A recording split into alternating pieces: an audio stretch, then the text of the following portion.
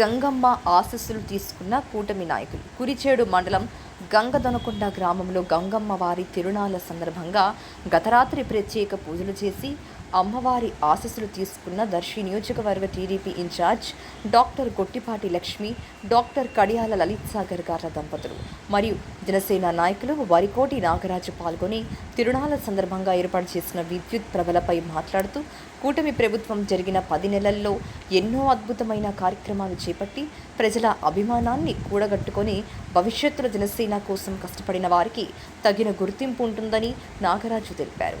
ఈ కార్యక్రమంలో మండల పార్టీ అధ్యక్షులు పిడతల నెమలి, జిల్లా ఉపాధ్యక్షులు గడ్డం బాలయ్య మరియు మాజీ సర్పంచ్ గాలిబ్ దారం సుబ్బారావు, కాట్రాజు నాగరాజు, గంగావరం మాజీ సర్పంచ్ దాసరి ఏడుకొండలు తదితరులు పాల్గొన్నారు.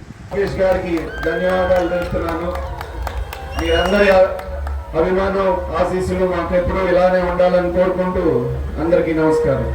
సాధ్యమవుతుంది. మంచి చేసే ప్రభుత్వాన్ని మీరందరూ ఎప్పుడు ఇలాగే ఆదరించాలి, మీ ఆశీస్సులు ఉండాలి. నేను స్వల్ప తేడాతో ఓడిపోయినా పదవుల కోసం, పవర్ కోసం రాజకీయాల్లోకి రాలేదు. మీరు చూస్తే గత 9-10 నెలల్లో ఎవరు మీకు ఎప్పుడు అందుబాటులో ఉన్నారు, ఎవరు ప్రజల దగ్గరగా ఉన్నారు, ఏ కార్యక్రమం జరిగినా ప్రజలకి ఇంట్లో చెడైనా మంచైనా ఎవరు వెళ్తున్నారు అనేది మీకు ఈ పాటికి అర్థమై ఉంటుంది.